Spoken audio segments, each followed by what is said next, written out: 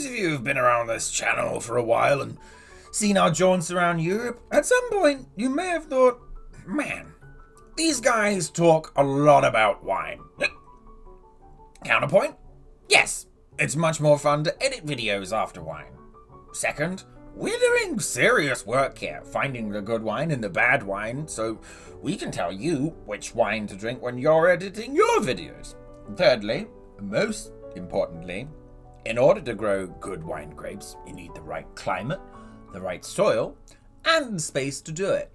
And when it comes to the perfect trifecta of climate, soil, and space, there are few places more famous or celebrated than the area surrounding the French city of Bordeaux. Bordeaux! We're going to Bordeaux! Wine country. But before we wend our merry way, don't forget to like and subscribe for more travel tips and amazing footage. Man, what time is it? 8:30 a.m. I'm recording the rest of this later. Now I'm going to show you that there's more to Bordeaux than just a good drop of vino. Framed by the Garonne River and the glistening Mirabeau reflecting pool, the Place de la Bourse, or Stock Exchange Square, symbolises Bordeaux's unique grace. Recognised as a UNESCO World Heritage Site, this elegant 18th century square is a great place to kick off your Bordeaux adventure. Surrounded by stunning neoclassical architecture, this is a popular site to take some pictures, especially from the Mirabeau, or water mirror. This large, shallow reflecting pool is walkable and splashable from April till October, and beautifully reflects the buildings around the square, hence the name. As well as being a prime spot for incredible snaps, it's great in summer if you need to cool off. Let's see more of Bordeaux's eclectic soul and take a stroll around the Jardin Public, a gorgeous English garden in the heart of a French town. Surrounded by beautiful honey-hued houses of the 18th century and the Natural History Museum of Bordeaux, this lovely public park is popular with folks looking for a place to stretch their legs or enjoy a picnic lunch, obviously washed down with some wine. Across 11 hectares of lawns, flower beds and ponds, this historic park is great for those with kids who need some distraction. Wee ones can make use of the playground, and everyone can enjoy the historic puppet shows that have been taking place here on the reg since the 19th century. It also features the stunning historic Bordeaux Botanical Garden, which is now. Another great place to enjoy the bounty of nature is the Bordeaux Botanical Garden, a thriving haven of global greenery and Jardin Public. This was the site of the city's first medical garden. Here certain botanicals were cultivated and harvested by Bordeaux's healers in the 17th century, before it became a public botanical garden in the 19th century. Although relatively modest in size, it's crammed with plants from all around the world, with an estimated 3,000 species currently taking root and nearly 90,000 preserved seed and herb specimens. But it's strolling the garden where you'll truly get a sense of this variety.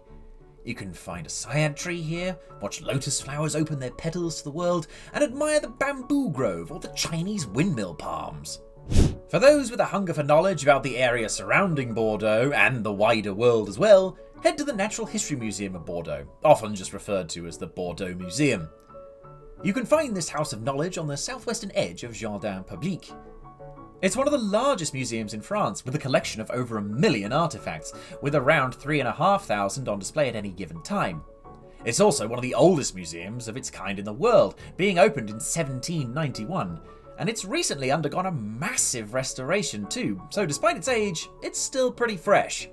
Wonderfully laid out and accessible for all, it's a great day out for the family, particularly for wildlife enthusiasts. You can enjoy a timeless history lesson at the Pey Berland Tower, and trust me, this is one history lesson you won't want to sleep through, mainly because the tower's so damned pretty. Construction of this enormous bell tower began at the tail end of the Middle Ages, designed to be a bell tower for the equally pretty Bordeaux Cathedral. Now, considering at the time the cathedral was in one form or another around 500 years old, the designers sensibly assumed that vibrations from the enormous bells they had planned for the tower might shake the cathedral to pieces, so they built it separate from the cathedral. That's right, it's a church tower without a church attached to it. Turns out they needn't have worried, since Bordeaux was strapped for cash after completing the tower around the year 1500, and couldn't afford a bell. For nearly 300 years after that, it was actually used for housing, before finally earning her bells in 1851. Today, you can scale the 231 steps of this beautiful tower and soak in some of the best views of Bordeaux. Now let's hop across the square to Bordeaux Cathedral, aka the Cathédrale Saint-André de Bordeaux. Relatively small and unassuming compared to a lot of gaudy cathedrals you'll find around France, this venerable church's roots stretch back to at least the 9th century. Over the course of its existence, it's evolved from a typical medieval Romanesque church to a Gothic cathedral, with its last major additions being completed in the 19th century along with the neighbouring bell tower. Containing 4 chapels, the cathedral's nave and vaulted transept are particularly impressive. The same can be said for the cathedral's mighty pipe organ and radiant stained glass windows, some of which are originals from the Middle Ages. Wine aside, one cannot speak of Bordeaux without paying homage to the imposing magnificence of the Grosee Cloche, or Big Bell, housed in a 15th century town gate that later became Bordeaux's town hall. Adorned with a gilded clock face and stunning conical roofs, the tower and the belfry are utterly charming and make up a key part of Bordeaux's skyline. The bell itself isn't just a looker either, weighing in at around 7,800 kilos and about 2 meters across. This big bing-bong boy was used to signal communal events or emergencies like fire and attacks on the city. Today, it only rings on the first Sunday of every month at noon and 6 more times per year to signify key dates on the French calendar, such as Bastille Day and VE Day. So plan your visit ahead of time and see if you can get it to coincide with more than one striking. Now, I know there's a joke in there about France and strikes somewhere. Seen one Gothic church with a separate bell tower and you've seen them all, right? Wrong. Bordeaux's flamboyant Gothic, which is a real style, Basilica of St. Michael, along with its separate bell tower La Flèche, is one of the 3 main churches in town, along with the Basilica of St. Severinus and the Bordeaux Cathedral. It's also something of a spring chicken compared to Bordeaux Cathedral, being laid down in the late 14th century, with La Flèche, or the Arrow, being built in the 15th century. Although it's only considered a minor basilica, it's just an awesome spectacle inside and out, as is La Flèche, which could be climbed from April through October. No matter where you go, Bordeaux's past is laid bare at practically every turn. The churches are a testament to Catholicism's influence over the city, and the Grosee Cloche bears symbolism that points to England's temporary ownership of the region. But one of the most important historical landmarks that speaks to the history of Bordeaux and France as a whole is the Monument aux Girondins.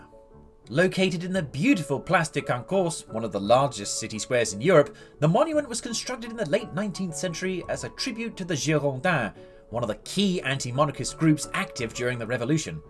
It was actually championed by one of the revolutionaries' grandchildren.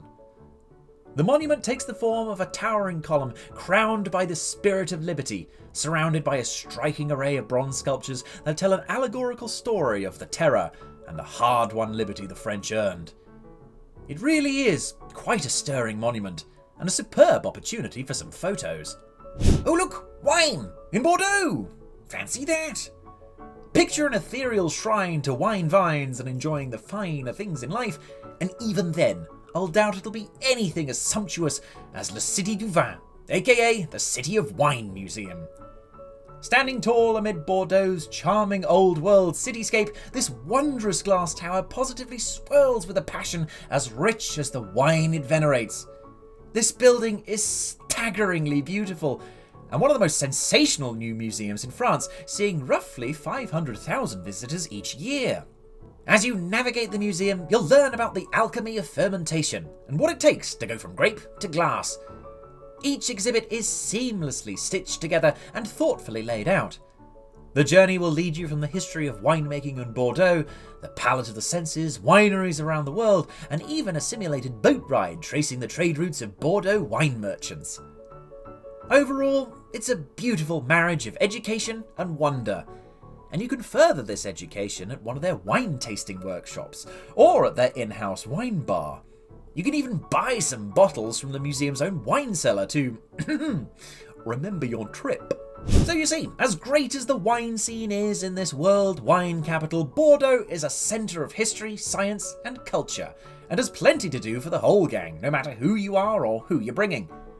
Above all else though, Bordeaux is an absolutely gorgeous city and a highly recommended destination for any Francophile.